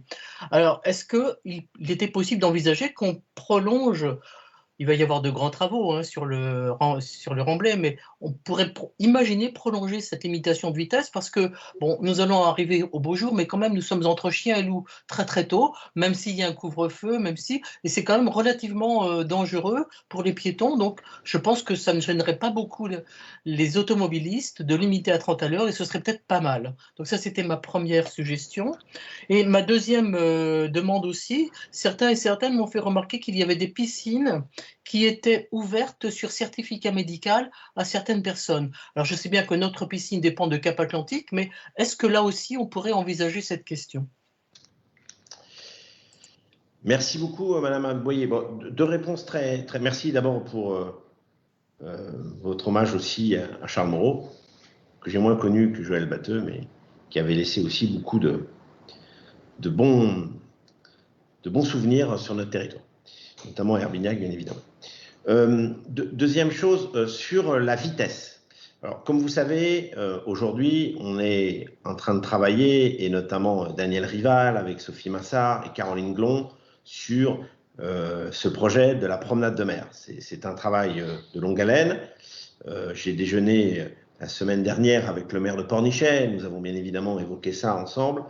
Nous allons rendre cohérent beaucoup de choses, et notamment la circulation, et sans doute la circulation sur la promenade de mer. Alors, je ne peux pas vous dire aujourd'hui ce que l'on fera demain sur le projet, mais en tout cas, il est clair que la circulation sera limitée sur le Remblai, et il est une chance tout à fait possible que ce soit autour de 30 km/h. On fera une annonce globale en expliquant à la fois, je dirais, les décisions à prendre, mais je voudrais qu'on consulte encore une nouvelle fois les habitants sur ce sujet. C'est la raison pour laquelle je ne veux pas annoncer de décision tant qu'on n'a pas totalement terminé la consultation en la matière. Mais en tout cas, il y aura des cohérences, bien évidemment, entre les 2 km de Pornichet et les 7 km de la Baule. Et la circulation en fera partie. Je vous rappelle qu'on a aussi un projet qui est très important de navette électrique autonome sur cette partie-là, et qui va aussi entrer en ligne de compte dans la circulation et le rythme de la circulation. Bon, sachant que sur le reste de la commune, il est difficile de comparer la Baule et Pornichet. Nous avons, nous, des voies qui doivent rester bien évidemment à 50 km/h et d'autres qui doivent être sans doute encore abaissées à 30 km/h. En ce qui concerne la piscine, j'avais bien l'intention, lors de la prochaine réunion d'intercommunalité, d'évoquer le sujet. C'est vrai que j'ai vu moi aussi que certaines piscines sont ouvertes. Ça pose des conditions sanitaires importantes qu'il faut prendre en compte. Donc, vous le savez, c'est une DSP, hein, c'est une délégation de service public pour les piscines, notamment celle de la Baule, et c'est géré bien sûr avec Cap Atlantique. Donc, on va regarder ça. S'il y avait une possibilité, j'en serais ravi, parce que plus on peut ouvrir des espaces sportifs, mieux c'est. Mais je crains que les décisions du président de la République dimanche soir nous aident pas dans des décisions d'ouverture d'établissements publics. Donc, je vais attendre bien évidemment les propos du chef de l'État dimanche soir pour savoir si il faut qu'on se saisisse de ce sujet. Voilà ce qu'il en était sur ces deux points précis. Pour la piscine, je précisais que c'était sur certificat médical. Par exemple, il y a des femmes enceintes qui finalement peuvent bénéficier de soins importants, ou d'autres personnes qui, pour des raisons médicales, finalement trouveraient vraiment beaucoup de bien-être à pouvoir bénéficier d'un accès à la piscine, pas forcément à tous les publics. Bon, je sais bien que ce qui va être annoncé, finalement, ne permettra peut-être pas tout ça, mais on peut peut-être envisager tout. Tout à fait. J'ai une demande de parole de Bertrand Plouvier. Monsieur le maire, mes chers collègues, pour rester dans le thème du bien-être et de la santé, qui est au cœur de nos préoccupations et des priorités de notre équipe municipale, mieux manger, protéger l'environnement, préserver sa santé, diverses motivations qui font aujourd'hui que les consommateurs tendent à consommer local. Alors, parmi les engagements forts pris par notre équipe de la Baule audacieuse pendant la campagne municipale, figurait la reprise en main de la restauration municipale bauloise avec un objectif clair, reprendre le contrôle de la qualité des aliments qui seront servis dans les assiettes de nos enfants, de nos aînés, des agents municipaux et de tous ceux qui peuvent bénéficier de ces repas. Pour cela, monsieur le maire, vous aviez demandé la mise en place d'un groupe de travail composé d'élus représentant l'ensemble des sensibilités figurant au sein du conseil municipal. J'en profite pour remercier Anne Boyer et Caroline Leroux qui ont rejoint ce groupe de travail aux côtés des élus de la majorité. Elles nous honorent de leur présence et elles honorent aussi leur statut de membre du conseil municipal au service de l'ensemble des Baulois. Animé de cet état d'esprit constructif et après plusieurs contacts informels, ce groupe de travail s'est réuni la première fois le mardi 12 janvier dernier. Nous nous sommes fixés comme objectif le 1er janvier 2022 pour la mise en place de notre nouvelle organisation municipale de restauration, qui sera commune à l'ensemble des Baulois. Et nous sommes tous unanimement arrivés à la conclusion que celle-ci passera par la création d'une SPL, une société publique locale, structure juridique à la disposition des collectivités locales françaises pour la gestion de leurs services publics. Alors, je ne vais pas détailler ici les avantages que cette solution présente, nous aurons l'occasion d'y revenir lors d'une prochaine délibération. Nous avons surtout et également engagé une réflexion au niveau de l'approvisionnement de ces services de restauration municipale en produits locaux. Nous avons la chance d'habiter un territoire qui dispose d'une offre riche et diversifiée, tant au niveau des fruits et légumes qu'au niveau des poissons et des viandes. Cela tombe bien, car nous avons la ferme volonté de nous approvisionner en circuit court auprès de producteurs locaux, dans la mesure du possible, soit directement auprès d'eux, soit auprès de plateformes qui regroupent ces différents producteurs. Dans cette démarche, nous étudions aussi la possibilité de coopérer avec le lycée hôtelier Olivier Guichard de Guérande, mais également d'être nous-mêmes producteurs. Alors évidemment, il s'agira d'une petite production, mais à laquelle nous associerons les enfants de toutes les écoles dans un but pédagogique et de transmission. Et dans ce but, nous associerons à la réflexion les enfants du conseil municipal des jeunes sous la houlette d'Annabelle Garand et Karine Chalier. Notre groupe de travail ne manquera pas de vous tenir au courant régulièrement de l'évolution de ce travail, toujours dans le souci du bien commun. En résumé, une volonté commune de contribuer à la bonne santé des personnes, à la protection de l'environnement, mais aussi de soutenir les producteurs locaux avec comme mot d'ordre « Mangez bien, mangez bon, mangez local ». Merci, Monsieur Plouvier. Vous nous mettez en appétit. En tout cas, on voit que le sujet avance. J'ai une demande de parole de Dany Lamy.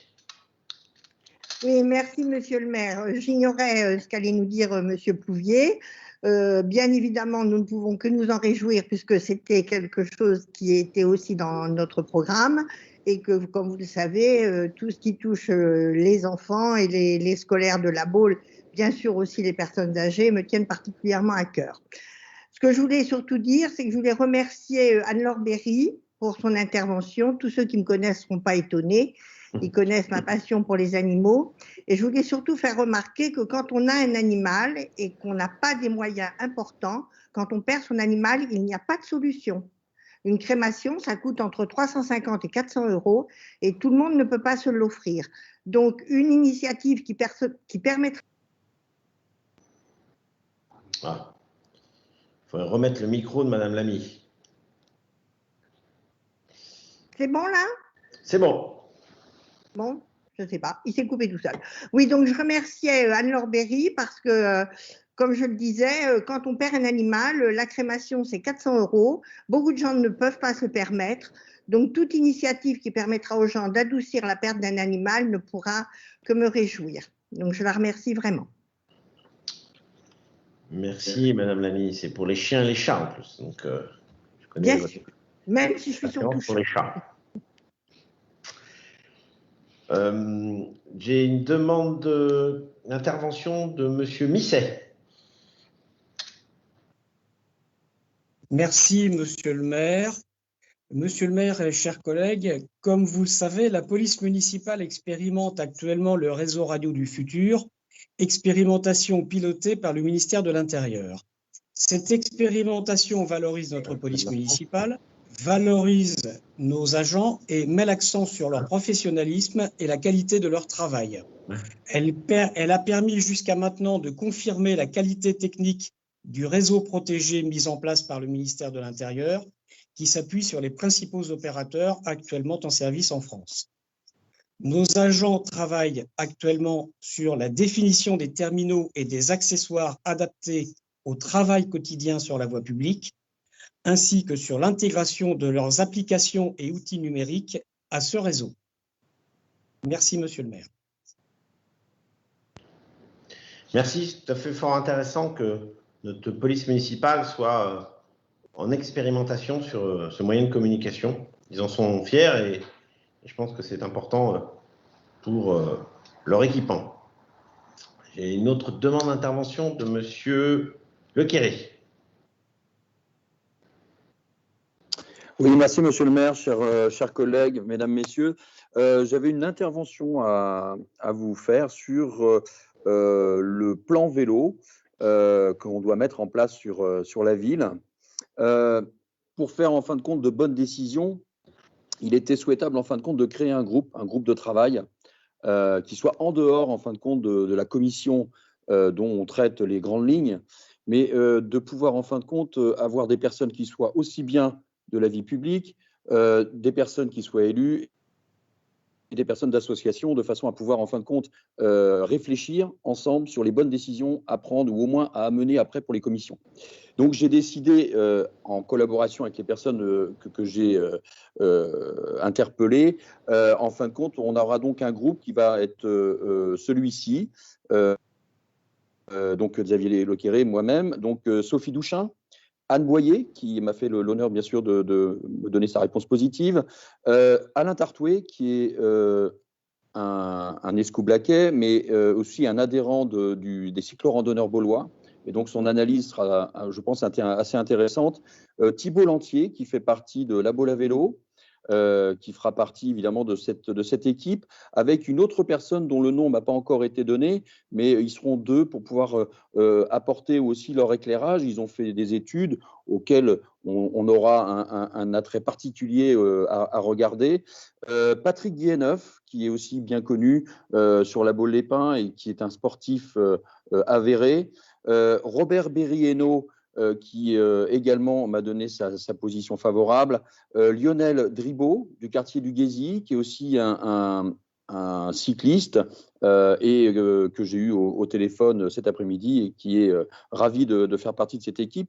Et on sera donc, j'irai sous la houlette administrative de Rachel Josvicki, qui est donc la directrice de voirie, qui apportera toutes ses connaissances en fin de compte sur déjà la possibilité de pouvoir mettre en œuvre un véritable plan vélo.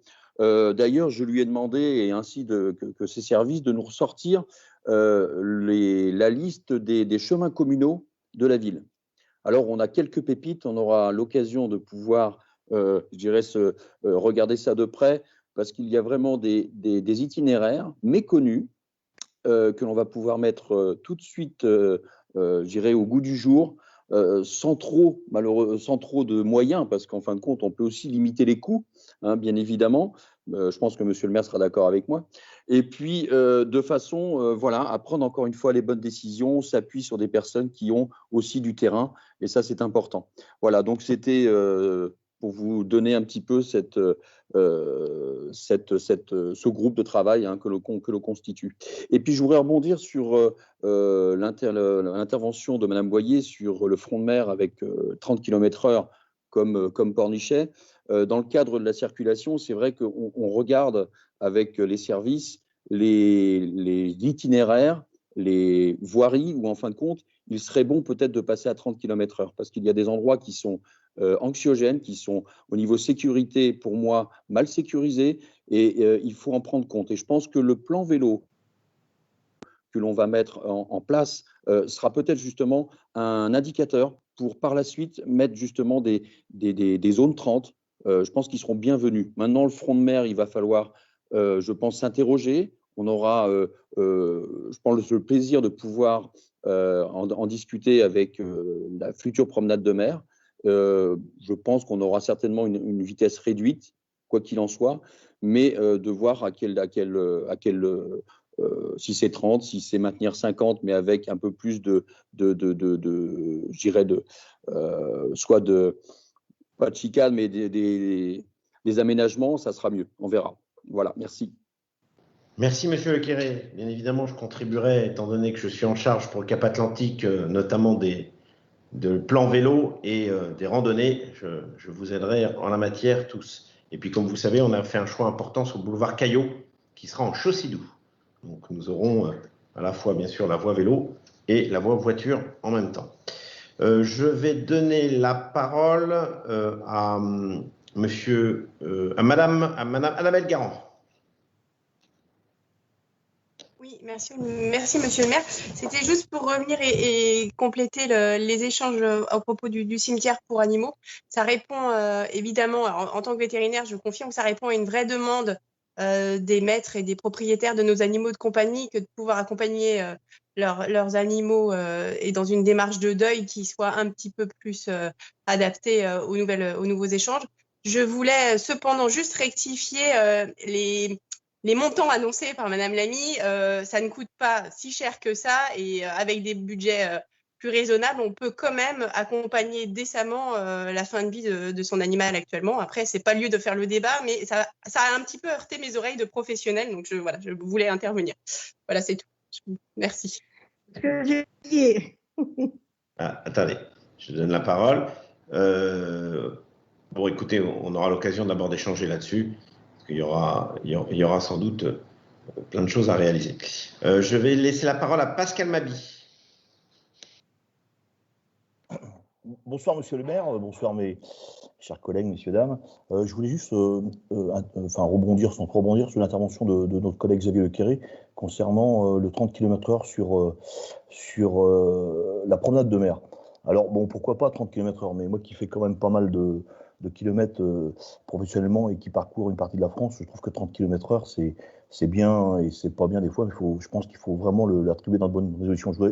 Mais ce qui serait aussi important, si vous l'attribuez ou si vous le mettez en place pour les automobilistes, ça serait bien aussi de le mettre aussi pour ceux qui font du vélo, pour les cyclistes, les gens qui sont déguisés en panneaux publicitaires le dimanche matin, qui, eux, sur le remblai, côté piste cyclable, ne sont pas 30 km/h et je vous promets, qui sont par groupe de 4-5 et c'est systématique.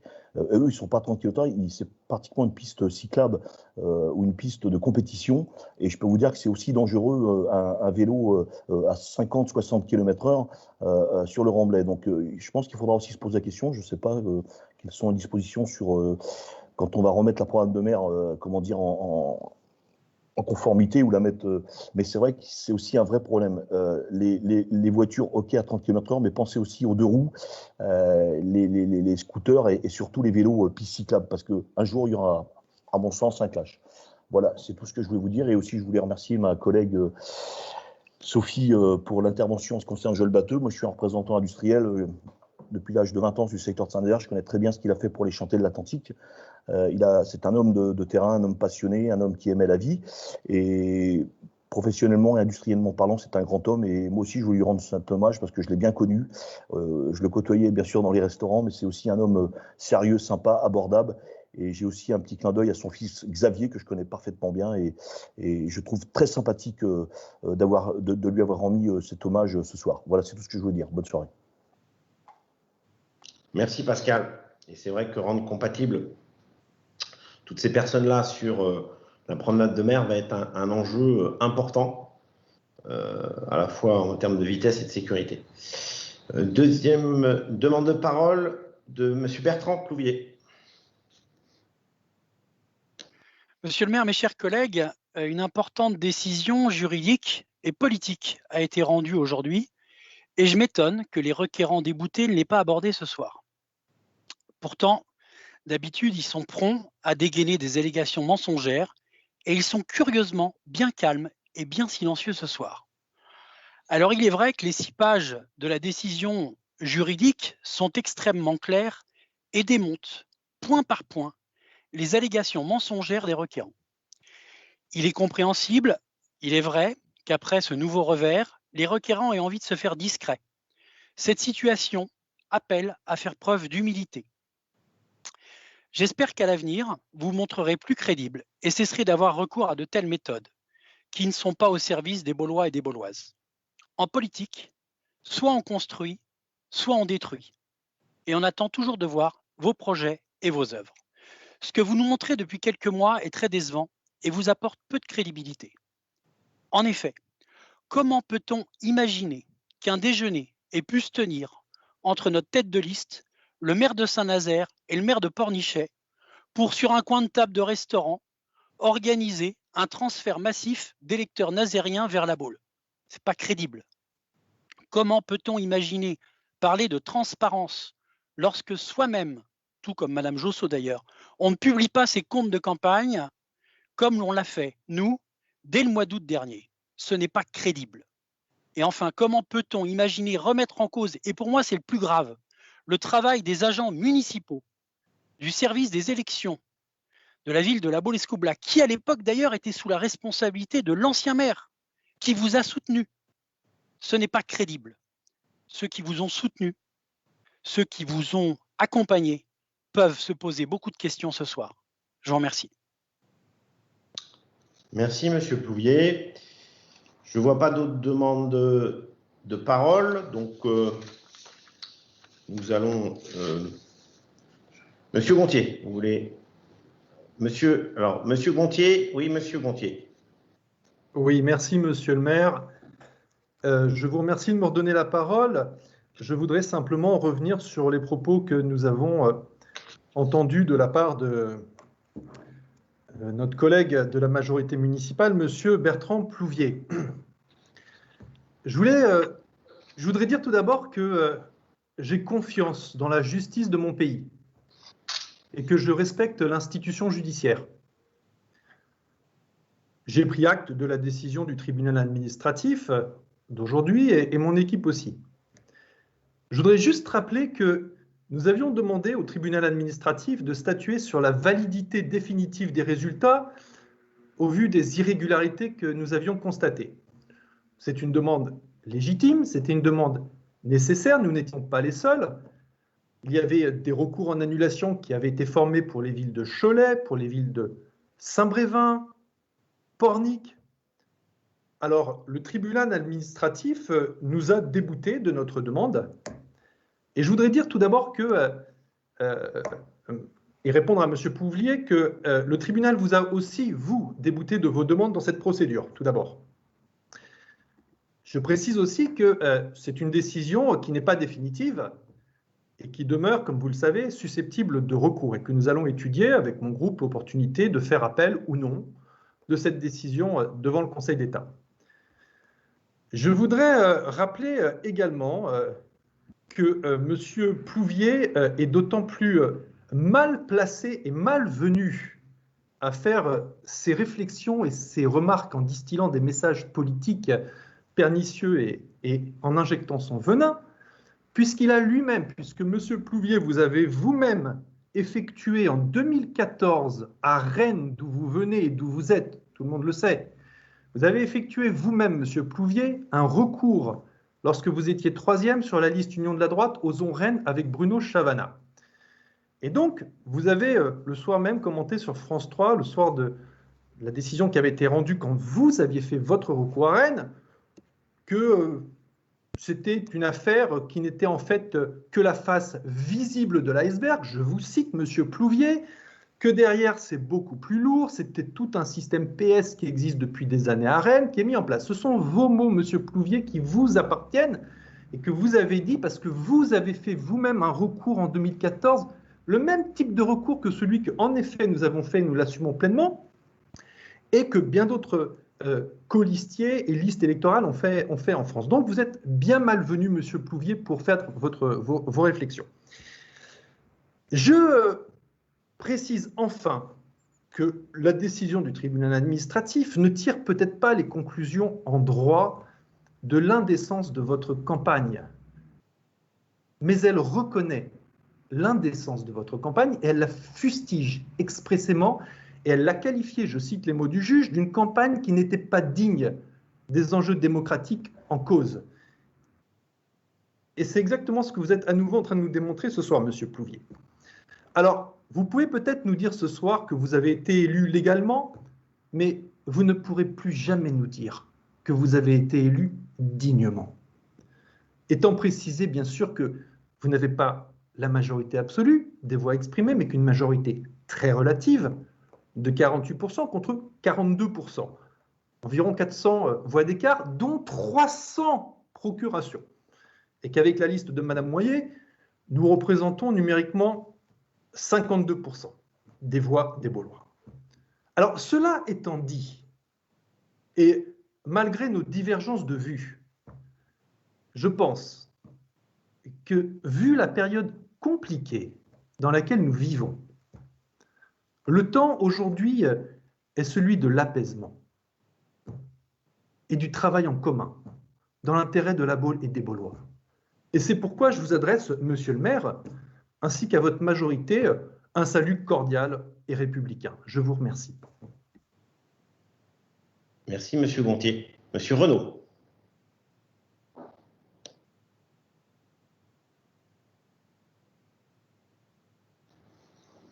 Vous mettiez votre micro, Monsieur Renaud.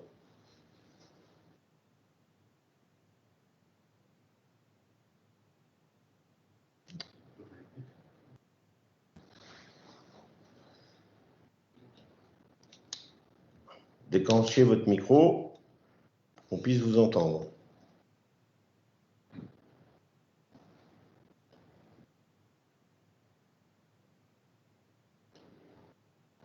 Bon. Oui, c'est bon. C'est bon. Ça y est. C'est bon, pardonnez-moi. Le temps de trouver la commande. Monsieur le maire, franchement, il était-il utile que Monsieur Plouvier s'abaisse à ce genre de remarques ce soir? Ça, je ne comprends pas. Je ne comprends pas cette attitude de rageur et de vengeur à l'issue d'une décision de justice. Ce n'est pas sérieux, ce n'est pas correct. Vous n'êtes pas correct, Monsieur Plouvier. Je pense que Monsieur le maire tient depuis longtemps à ce que les choses soient réconciliées entre nous. Moi, je m'y adonne régulièrement avec les autres élus, comme toute l'équipe de l'opposition. Je tisse des liens, et je ne suis pas le seul, de façon à ce que les choses soient apaisées, que nous travaillons dans l'intérêt et le seul intérêt des Baulois. Et Monsieur Plouvier, ce soir, vous remuez la vase. Vous remuez la vase, ce qui n'a aucun intérêt ni pour la ville, ni pour ses habitants. La justice est passée, le recours est un droit démocratique, donc il est normal qu'on se dise, OK, il y a quelqu'un qui a emporté le morceau et l'autre qui n'a pas emporté le morceau. Vous nous dites qu'on est silencieux ce soir, mais on rêve. On est silencieux tout simplement parce que les choses nous conviennent. Moi, dans les commissions, j'interviens régulièrement, je travaille très régulièrement, je donne mon avis. Alors, s'il vous plaît, cessons tout cela, mettons-nous au travail, les 35 conseillers municipaux, 34 plus Monsieur le maire, et allons de l'avant. Et maintenant, arrêtons ces comédies et arrêtons ces bagarres. C'est insupportable. Merci, Monsieur Renaud, pour votre intervention. Chacun est libre de s'exprimer comme il l'entend, dans le respect des uns et des autres. C'est tout à fait normal, sans donner de leçons ni aux uns ni aux autres. Je pense que c'est surtout ça, la ligne qu'il faut se donner. En tout cas, c'est normal qu'on parle des sujets d'actualité. Monsieur Plouvier, je vous redonne la parole, mais vraiment pour conclure, parce que sinon, on ne peut pas refaire de débat. Rapidement. Non, très rapidement. J'adhère à 100% aux propos du Monsieur Renaud, et j'aurais aimé connaître la même indignation de Monsieur Renaud au mois de décembre dernier, lorsque des propos calomnieux et diffamatoires ont été tenus à l'encontre de plusieurs élus de la majorité municipale par le représentant de votre groupe. Et là, Monsieur Renaud, vous étiez une fois de plus bien silencieux. Alors, Monsieur Gontier, vous vous plaisez à dire que je suis le Rennais, l'élu Rennais. Oui, Monsieur Gontier, Mais moi, je ne me cache pas. Vous avez été candidat à Douy-la-Ramée, vous avez été élu à Douy-la-Ramée. Mais ça, aux Baulois, vous leur avez dit « Non, moi, je n'ai jamais fait de campagne, c'est ma première campagne à la Baule ». Aujourd'hui, il existe un outil formidable qui s'appelle Internet avec des moteurs de recherche. Donc, je serais bien idiot, Monsieur Gontier, de vouloir cacher quelque chose. Oui, j'ai été élu à Rennes.